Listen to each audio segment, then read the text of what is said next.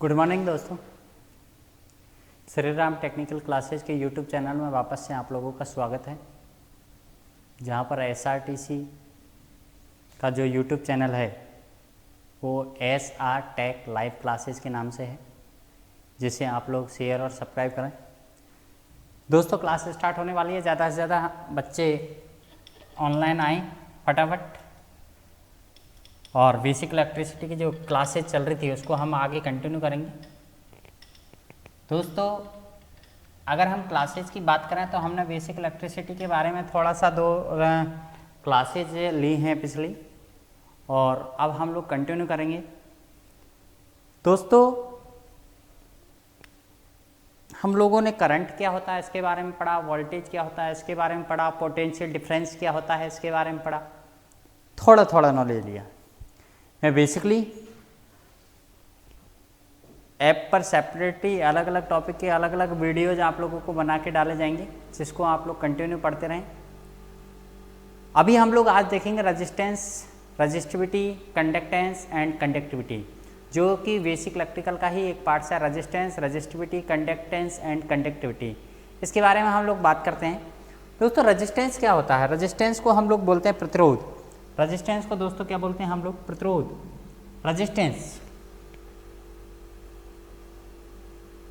Resistance की अगर बात करें दोस्तों, जिसे बोला जाता है प्रतिरोध,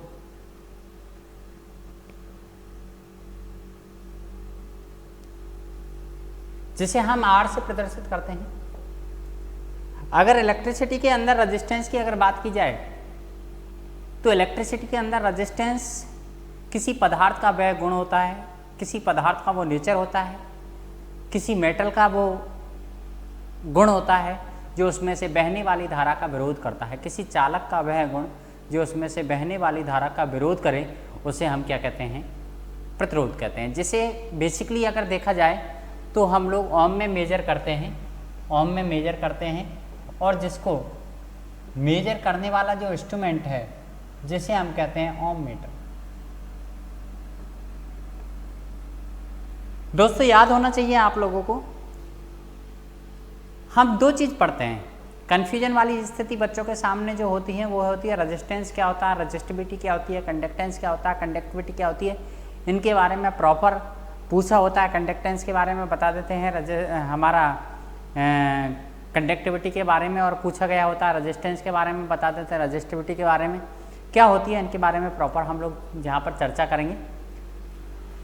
रजिस्टेंस की अगर बात की जाए दोस्तों, तो ये रजिस्टेंस जो होता है वो डिपेंड करता है कि उसकी लंबाई कितनी है। जिस कंडक्टर का या किसी भी मेटल का हम रजिस्टेंस निकाल रहे हैं, उस कंडक्टर या मेटल की लंबाई कितनी है, उसका क्रॉस सेक्शन एरिया क्या है, वो किस पदार्थ का बना हुआ है, इन सारी चीज़ों के ऊपर डिपेंड करता है रजिस्टेंस।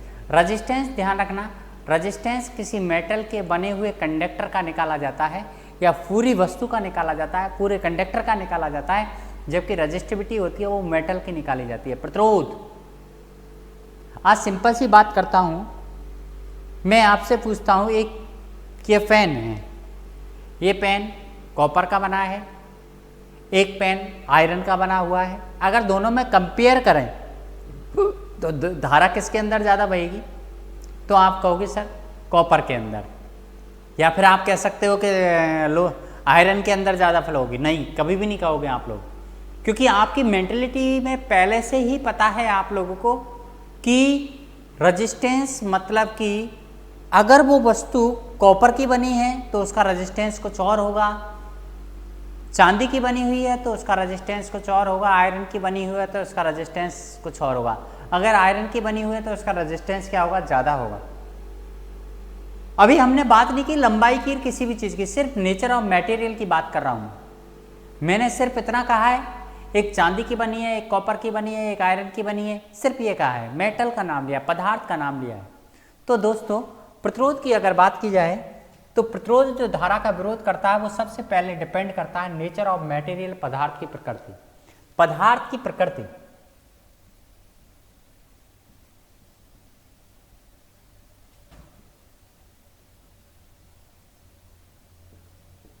नेचर ऑफ मटेरियल, कि नेचर ऑफ मटेरियल को किससे दर्शाते हैं? रो से।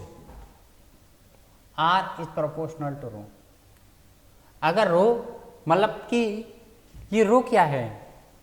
यही वो रजिस्टिविटी जिसे आप कह रहे हो प्रतिरोधकता, प्रतिरोधकता यही रो ही है। किसी पदार्थ का विरोध करने का नेचर ज़्यादा होगा तो उससे बनी हुई वस्तुओं का प्रतिरोध ज़्यादा होगा, किसी पदार्थ का विरोध करने का नेचर कम होगा तो उससे बनी हुई वस्तुओं का प्रतिरोध कम होगा।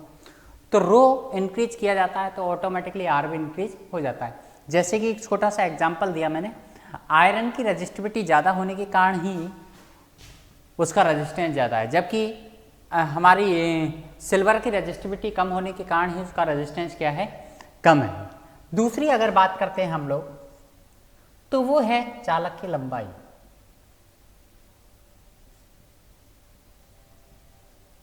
Length of conductor. दोस्तों एक छोटा सा एग्जाम्पल देके अगर मैं चलता हूं कि ये एक कॉपर का बना हुआ पेन है जिसका रजिस्टेंस 10 ओम है। अगर इसकी लंबाई को मैं कम कर देता हूं तो क्या इसके रजिस्टेंस पर कोई प्रभाव पड़ेगा? बिल्कुल पड़ेगा, क्योंकि आप लोगों को ये चीज़ पता होनी जरूरी है कि जैसे जैसे अगर इसके क्रॉस सेक्शन एरिया में कोई चेंजेज नहीं किया जाए, अभी कोई क्रॉस सेक्शन एरिया क्या होता है? ये सामने जो दिख रहा है क्रॉस सेक्शन एरिया में अभी कोई चेंजेज नहीं हुआ है, सिर्फ लंबाई में चेंजेस किया है। पहले ये लगा हुआ था, अब इसको निकाल दिया मैंने, लंबाई में चेंजेस किया है, लेकिन फिर भी रजिस्टेंस चेंज हो रहा है। क्रॉस सेक्शन एरिया में कोई चेंजेज नहीं हुआ अभी। क्रॉस सेक्शन एरिया मतलब अनप्रस्थ काट का क्षेत्रफल में कोई चेंज नहीं हुआ, ना ही इसके पदार्थ की प्रकृति में चेंज हुआ। पहले जिसका बना हुआ है अभी भी उसी का बना हुआ है, अभी भी इसके नेचर ऑफ मटेरियल पदार्थ की प्रकृति में कोई चेंजेज नहीं आया है। लेकिन फिर भी हम देखेंगे इसमें पहले जितनी धारा बह रही थी उससे ज़्यादा धारा बहने लगेगी, रजिस्टेंस कम हो जाएगा। कब? जब लंबाई कम करेंगे। अगर मैंने लंबाई को बढ़ाया तो रजिस्टेंस बढ़ जाएगा, धारा क्या बहने लगेगी? रजिस्टेंस बढ़ेगा तो धारा क्या बहने लगेगी? कम।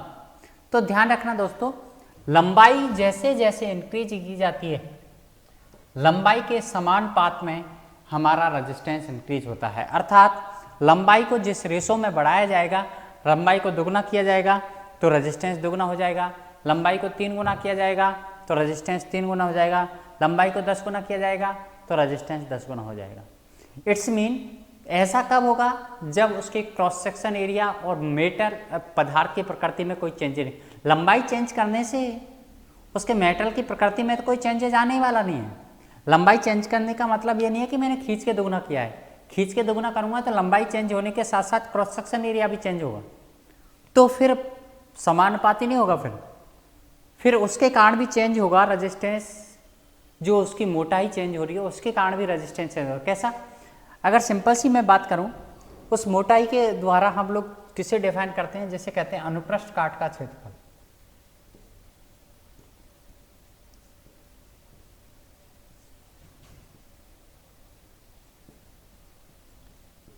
जिसे कहते हैं क्रॉस सेक्शन एरिया। एक बात ध्यान रखना दोस्तों, कोई भी वायर जितना अधिक मोटा होगा उसका क्रॉस सेक्शन एरिया उतना ही अधिक होगा, और जितना ज़्यादा मोटा वायर होगा उसका रजिस्टेंस उतना ही कम होगा।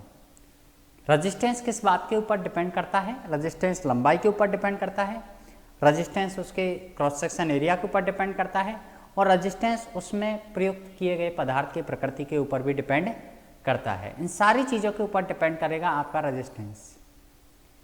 तीसरा हमारा जो डिपेंड करता है क्रॉस सेक्शन एरिया, अनुप्रस्थ काट का क्षेत्रफल। तो किस हिसाब से? अनुप्रस्थ काट का क्षेत्रफल बढ़ेगा तो रजिस्टेंस की वैल्यू में क्या आएगी? कम ही आएगी। अब आप लोगों ने देखा रो बढ़ेगा तो रजिस्टेंस बढ़ेगा, लंबाई बढ़ेगी तो रजिस्टेंस बढ़ेगा, एरिया बढ़ेगा तो रजिस्टेंस घटेगा। इन तीनों से अगर मैं फॉर्मूला बनाना चाहूँ रजिस्टेंस का, तो आर बराबर जो चीज़ आपको समानुपात में दिख रही है उसको समानुपात में लिखोगे, जो विलोमानुपात में दिख रही है वो विलोमानुपात में। समानुपात में क्या दिख रहा है आप लोगों को? समानुपात में रो एल बटे में विलोमानुपात में क्या दिख रहा है? ए। तो आप लोगों को सामने जो रेजिस्टेंस निकालने का फॉर्मूला है वो रो एल अपॉन ए। लेंथ को दुगना किया जाए तो रेजिस्टेंस दुगना, ए को दुगना किया जाए तो रेजिस्टेंस आधा, रो को दुगना किया जाए तो रेजिस्टेंस भी दुगना। कहने का मतलब इसको हम लोग किस में मेजर करते हैं? ओम में। किस में मेजर करते हैं? ओम में। तो किस किस चीज़ के ऊपर डिपेंड किया रेजिस्टेंस? आपको पता लग गया होगा, रो एल और ए के ऊपर। क्या नहीं? हम लोग क्या करते हैं? पहले फॉर्मूला पढ़ते हैं, तब सोचते हैं लंबाई बढ़ेगी तो रेजिस्टेंस बढ़ेगा, रो बढ़ेगा तो रेजिस्टेंस बढ़ेगा। ए बढ़ेगा तो रेजिस्टेंस घटेगा। क्यों? अरे ये सिंपल सी बात है, जितना पतला वायर होगा उसके अंदर से इलेक्ट्रॉन्स को निकलने में दिक्कत आएगी ना, इलेक्ट्रॉन्स फ्री होंगे ही नहीं इतनी। एक सिंपल सी बात करते हैं, किसी भी पानी को या किसी भी चीज़ को एक पतले पाइप से निकाला जाए तो उसको दिक्कत आती है, और एक मोटे पाइप से निकाला जाएगा तो आसानी से निकल जाएगा।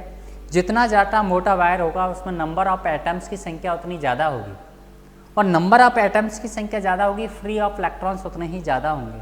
फ्री ऑफ इलेक्ट्रॉन्स जितने ज़्यादा होंगे इजीली करंट फ्लो हो जाएगा, ज़्यादा चार्ज फ्लो होगा, ज़्यादा इलेक्ट्रॉन्स फ्लो होगा, तो करंट की वैल्यू भी क्या होगी? ऑफिशियली ज़्यादा होगी। करंट की वैल्यू ऑफिशियली ज़्यादा होगी, क्यों हुई? क्योंकि रेजिस्टेंस कम हो गया। तो एक बात अच्छी तरह ध्यान रखना, लेकिन एक बात के ऊपर और डिपेंड करता है, वो है टेम्परेचर, तापमान। दोस्तों तापमान के ऊपर कैसे करता है?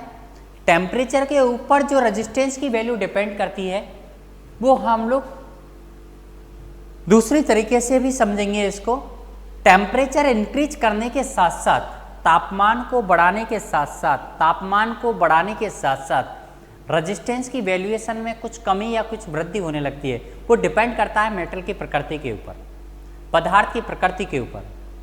कैसे कि कुछ चालक ऐसे होते हैं जिनका तापमान बढ़ाने से रेजिस्टेंस बढ़ता है, कुछ अर्धचालक होते हैं जिनका तापमान बढ़ाने से रेजिस्टेंस में कमी आती है, कुछ पदार्थ ऐसे भी होते हैं जिनका तापमान अगर बढ़ाया जाए या कम किया जाए तो उसके रेजिस्टेंस में कोई चेंजेस नहीं आता। वे पदार्थ जिनकी प्रकृति चेंज होती है, जिनकी एटॉमिक स्ट्रक्चर चेंज होती है टेम्परेचर के अकॉर्डिंग, तो उसके रेजिस्टेंस में स्वाभाविक है परिवर्तन आएगा। लेकिन वे पदार्थ जिनकी एटॉमिक स्ट्रक्चर में कोई चेंजेस नहीं आता, क्या है? तापमान क्या है? एक प्रकार की एनर्जी है। एनर्जी अगर किसी एटम को मिलेगी, किसी परमाणु को मिलेगी, तो उसकी व्यवहार में, उसकी संरचना में, उसके मूव होने का जो वो है, वो उसमें चेंजेज आने लगते हैं, और चेंजेज जब आने लगते हैं तो उससे रेजिस्टेंस भी प्रभावित होता है। अलग अलग पदार्थ का रेजिस्टेंस अलग अलग तरीके से प्रभावित होता है। हाँ, इतना सा याद रखो, जितने भी कंडक्टर्स होते हैं उन कंडक्टर्स का टेम्परेचर इंक्रीज करने के साथ साथ रेजिस्टेंस बढ़ता है। जितने भी कंडक्टर्स होते हैं, तापमान बढ़ने के साथ साथ रेजिस्टेंस कैसे बढ़ा कैसे घटा, इसको हम टेम्परेचर कोएफिशिएंट से समझेंगे, जिसे आप हिंदी में ताप गुणांक भी कहते हो। वे पदार्थ जिनका तापमान बढ़ाने से प्रतिरोध बढ़ता है, वे पदार्थ जिनका टेम्परेचर इंक्रीज करने से रेजिस्टेंस इंक्रीज होता है, किसका होता है? चालकों का। उनका टेम्परेचर कोएफिशिएंट क्या रहता है? पॉजिटिव। और वे पदार्थ जिनका तापमान बढ़ाने से प्रतिरोध घटता है, किसका घटता है? सेमीकंडक्टर्स का। उनका टेम्परेचर कोएफिशिएंट होता है नेगेटिव। आई कुछ बात समझ में? ऐसे पदार्थ जिनका तापमान बढ़ाने से प्रतिरोध प्लस हुआ, उनका जो ताप गुणांक होगा वो पॉजिटिव कहलाएगा। मतलब ताप गुणांक का मतलब तापमान के साथ साथ प्रतिरोध में होने वाला परिवर्तन को प्रदर्शित करता है ताप गुणांक। तो प्लस हो रहा है तो धनात्मक, और घट रहा है तो ऋणात्मक। घटता किसका है? सेमीकंडक्टर का। किसका घटता है भाई? सेमीकंडक्टर्स। और किसका बढ़ता है? कंडक्टर। कंडक्टर मतलब चालकों का बढ़ता है, जबकि अर्धचालकों का क्या होता है? घटता है। अगर हम बात करते हैं तापमान बढ़ाने के साथ साथ किसका परिवर्तन नहीं होता? एक मैग्नीज एक ऐसा धातु है जिसका टेम्परेचर बढ़ाने के साथ साथ रेजिस्टेंस में कोई चेंजेस नहीं आता, इसीलिए उसका टेम्परेचर कोएफिशिएंट कहलाता है शून्य। क्या कहलाता है? शून्य। ऐसे पदार्थ जिनका तापमान बढ़ाने के साथ साथ प्रतिरोध में कोई चेंजेस नहीं आता, उनका टेम्परेचर कोएफिशिएंट कहलाएगा जीरो। क्या कहलाएगा दोस्तों? जीरो। आई कुछ बात समझ में? क्या कहना चाह रहा हूँ? उनका टेम्परेचर कोएफिशिएंट क्या कहलाएगा? जीरो। दोस्तों ये रेजिस्टेंस से जुड़ी हुई कुछ बातें हैं जिनके बारे में आप लोगों को पता होना चाहिए।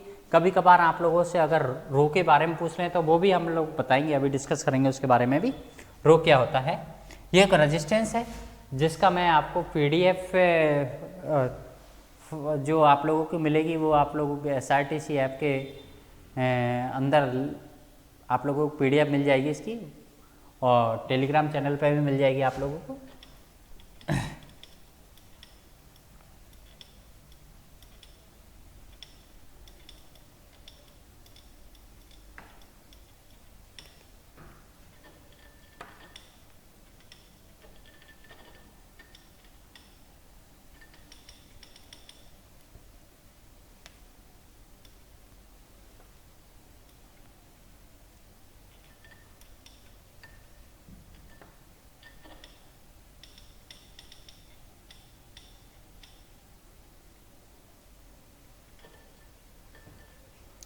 दोस्तों आगे बात करते हैं हम रेजिस्टेंस के बाद में रजिस्टिविटी, जिसे कहते हैं प्रतिरोधकता। मैंने पहले भी इसके बारे में थोड़ा डिस्कस किया, जिसको आप दर्शाते हो रो से। प्रतिरोधकता होती क्या है? प्रतिरोधकता की अगर बात करें तो किसी पदार्थ का वह गुण, किसी मेटल, अभी तक मैंने चालक की बात की थी, अलग अलग, ये इतना बड़ा है तो कुछ और होगा, इतना बड़ा है तो कुछ और होगा, अगर ये दोगुना लंबा होता तो इसका प्रतिरोध दोगुना होता, उससे प्रतिरोध की बात की थी। अभी सिर्फ बात कर रहा हूं मैं रजिस्टिविटी अर्थात प्रतिरोधकता की। प्रतिरोधकता क्या होती है? किसी पदार्थ का वह गुण जो उसमें से बहने वाली धारा का अपोज करे, या आप ये भी कह सकते हैं किसी पदार्थ का वह गुण जो उस पदार्थ से बनी हुई वस्तु, कंडक्टर्स आदि के रेजिस्टेंस को निर्धारित करे, वही कहलाता है प्रतिरोधकता, रजिस्टिविटी, जिसे हम रो के द्वारा दर्शाते हैं। रो बराबर RA/L। एक बात अच्छी तरह ध्यान रखना, प्रत्येक मेटल की फिक्स रहती है, अलग अलग रहती है। ध्यान रखना, ये ना तो लंबाई के ऊपर डिपेंड करती है ना अरे पदार्थ की प्रकृति कैसे चेंज है, कैसे डिपेंड करेगी किसी लंबाई वगैरह पे? पदार्थ की प्रकृति चांदी है तो चांदी रहेगी, वो तो चांदी का जो विरोध करने का गुण है वो तो विरोध करने का गुण तो वही रहेगा। हाँ, ये लंबाई चेंज करके वो करते हो, वो प्रतिरोध चेंज होता है टोटली, पदार्थ की प्रकृति में कोई चेंज नहीं आता। तो ध्यान रखना, हाँ टेम्परेचर से जरूर आ सकता है, टेम्परेचर से चेंजेस आ जाता है। यहाँ पर रो बराबर RA/L। प्रतिरोध की अगर बात करें तो क्या होगा? मात्रक ओम। क्रॉस सेक्शन एरिया की बात करें तो क्या होगा? Metre square. लंबाई की बात करें तो क्या होगा? मीटर। 1 मीटर से 1 मीटर कटेगा तो यहाँ पर क्या जाएगा? ओम मीटर। दोस्तों इसकी यूनिट जो होती है वो क्या होती है? ओम मीटर या ओम सेंटीमीटर। SI यूनिट की अगर बात की जाए तो इसकी यूनिट क्या होती है हमारी? ओम मीटर। प्रतिरोधकता की दोस्तों किस चीज के ऊपर डिपेंड करता है? ये नेचर ऑफ मटेरियल, पदार्थ की प्रकृति के ऊपर डिपेंड करता है। किसके ऊपर डिपेंड करता है? पदार्थ की प्रकृति के ऊपर डिपेंड करता है। अलग अलग पदार्थ की प्रकृति अलग अलग तरह की होती है, तो पदार्थ की प्रकृति के ऊपर डिपेंड करती है हमारी क्या? प्रतिरोधकता, जो कि अलग अलग पदार्थ की अलग अलग होगी। पदार्थ की प्रतिरोधकता कभी भी लंबाई, क्रॉस सेक्शन एरिया के ऊपर डिपेंड नहीं करती, और अलग अलग पदार्थों की अलग अलग होती हैं, तो फिक्स ही रहती है, ध्यान रखना इस चीज़ का। और इस प्रतिरोधकता के ऊपर भी उस पदार्थ से बनी हुई वस्तु जो भी होती है, या कोई कंडक्टर होता है, कोई वायर होता है, उसका प्रतिरोध भी इसी बात के ऊपर डिपेंड करता है। समझ में आ गया होगा? समझ रहे हो ना क्या कहना चाह रहा हूँ? फोकस होना चाहिए, प्रॉपरली अपना माइंड को कॉन्सेंट्रेट करो, स्थिर करो, देन पढ़ाई करो। किस तरह के क्वेश्चन पूछे जा सकते हैं? किस तरह के क्वेश्चन पूछे जा सकते हैं? किसी पदार्थ, किसी चालक का प्रतिरोध निर्भर करता है, तो निर्भर किस पर करता है? ऑप्शन में चारों आ सकते हैं, पदार्थ की प्रकृति, लंबाई, अनुप्रस्थ का क्षेत्रफल या सभी। तो पदार्थ का प्रतिरोध जो होता है वो सभी चीज के ऊपर, पदार्थ की प्रतिरोधकता किस बात पर डिपेंड करती है? अगर ऑप्शन में चारों भी आ गए तो भी क्या लिखोगे? पदार्थ की प्रकृति। क्या लिखोगे? पदार्थ की प्रकृति। समझ में आई कुछ बात? प्रतिरोध का मात्रक क्या होता है? ओम। प्रतिरोधकता का मात्रक क्या होता है? ओम मीटर। और क्या हो सकता है? ओम सेंटीमीटर। प्रतिरोधकता के साथ, प्रतिरोध के साथ लंबाई का क्या संबंध है? समानुपात का। और क्रॉस सेक्शन एरिया का क्या संबंध है? विलोमानुपात का। और पदार्थ की प्रकृति के साथ संबंध क्या है? प्रतिरोधकता के साथ समानुपात का।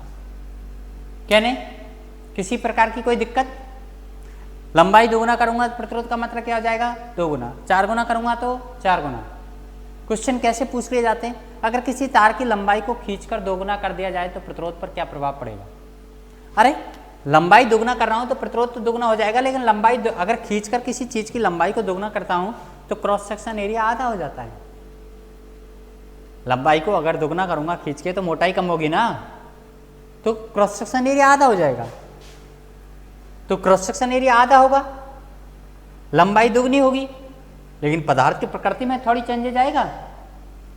तो हम लोग क्या देखेंगे? लंबाई दोगुनी होने से दोगुना, लेकिन क्रॉस सेक्शन एरिया आप फॉर्मूले के अंदर भी लिख सकते हो।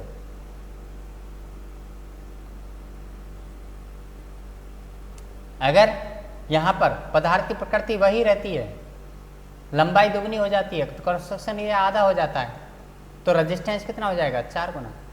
2 दूनी 4। इस तरह के सवाल भी करेंगे, इसके आगे डिस्कस करेंगे सवालों के बारे में। तो ध्यान रखना रेजिस्टेंस क्या होता है, रेजिस्टिविटी क्या होती है, इसके बारे में मैंने आपको समझाया। और आपको शायद इसमें कोई दिक्कत नहीं आनी चाहिए कि किस तरह से हम लोग रेजिस्टेंस और रेजिस्टिविटी को समझ सकते हैं। इसको पढ़ो अच्छी तरह से, और इसके सवाल के बारे में भी हम लोग डिस्कस करेंगे एक बार। तो दोस्तों यहाँ पर क्वेश्चन कैसे पूछे जाते हैं उनके बारे में और भी डिस्कस करेंगे, क्योंकि आपका मैंने आपसे बोला था पहले ही कि आपका क्वेश्चन सेशन चालू किया जाएगा जहाँ पर हम लोग सारे क्वेश्चनों के बारे में डिस्कस करेंगे। अभी सिर्फ हम लोग बेसिक पढ़ रहे हैं। इसके साथ ही हम लोग रेजिस्टेंस रेजिस्टिविटी के बारे में देखा। अब प्रतिरोध और प्रतिरोधकता के बारे में देख लेते हैं। सॉरी, कंडक्टेंस एंड कंडक्टिविटी के बारे में देख लेते हैं।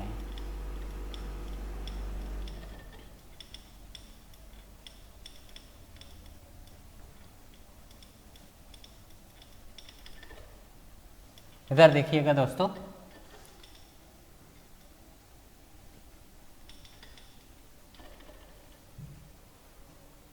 अगर हम बात करें कंडक्टेंस,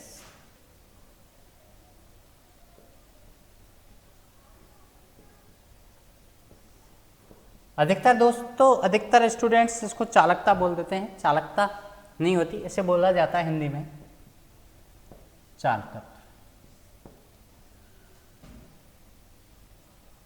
जिससे जी के द्वारा दर्शाया जाता है। दोस्तों यहां पर अगर बात करें जी की, जिसे चालकत कहते हैं, वो उन्हीं बातों के ऊपर डिपेंड करता है जिसके ऊपर रेजिस्टेंस डिपेंड करता है, क्योंकि अपोजिट टू रेजिस्टेंस, ये रेजिस्टेंस का उल्टा है। रेजिस्टेंस क्या करता है? धारा का विरोध करता है। चालकत कंडक्टेंस क्या करता है? धारा को बहाने का कार्य करता है, उसे फ्लो कराने का कार्य करेगा, उसे प्रवाहित कराने का कार्य करेगा। यहां पर अगर हम बात करते हैं चालकत की, तो चालकत G बराबर 1/r, तो जो चीज के ऊपर डिपेंड करता है R में चेंजेज आएगा। अगर किसी चीज को चेंज करने पर तो G में ऑटोमेटिकली चेंजेज आएगा। कैसे आएगा वो आपको पता है कि लंबाई को अगर बढ़ाते हैं तो रेजिस्टेंस क्या होता है? बढ़ता है। तो रेजिस्टेंस बढ़ेगा तो जी कम होगा। तो अगर मैं बात करूं जी का, तो जी का लंबाई के साथ संबंध क्या है? विलोमानुपातिक। एल बढ़ाऊंगा तो जी घटेगा। दूसरी अगर बात करते हैं क्रॉस सेक्शन एरिया का, तो क्रॉस सेक्शन एरिया बढ़ाऊंगा तो जी बढ़ेगा। क्यों बढ़ेगा? क्योंकि अगर ए बढ़ाते हैं तो आपको पता था आर बराबर रो एल अपॉन ए बढ़ाएंगे तो आर क्या होगा? कम होगा। यहाँ पे भी फॉर्मूले के अंदर भी इस वैल्यू को लिख के देख सकते हैं। तीसरी अगर बात करते हैं रो, तो रो लेने की अपन को जरूरत नहीं है। यहाँ पर हम लेंगे रो का अपोजिट क्या हो उसके बारे में, जिसे हम कहते हैं G is proportional to sigma. इसे हम बोलते हैं कंडक्टेंस, और इसे बोला जाता है कंडक्टिविटी,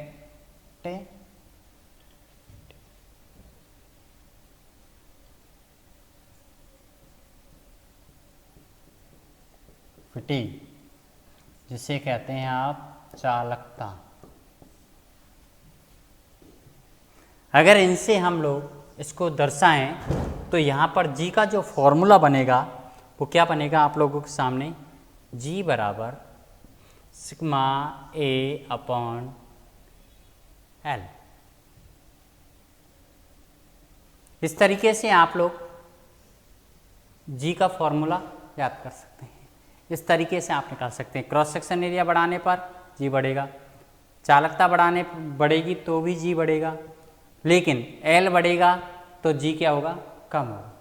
अगर इसकी यूनिट्स की बात करें तो इसकी यूनिट्स होती है मोहो या साइमन, मोहो या साइमन, ऑब्लिक नहीं है या बोला मैं। अगर हम बात करें तीसरी,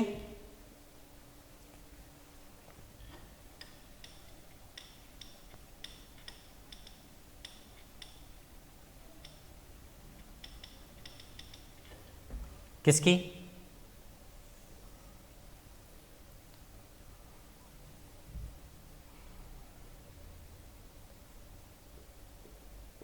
कंडक्टिविटी की,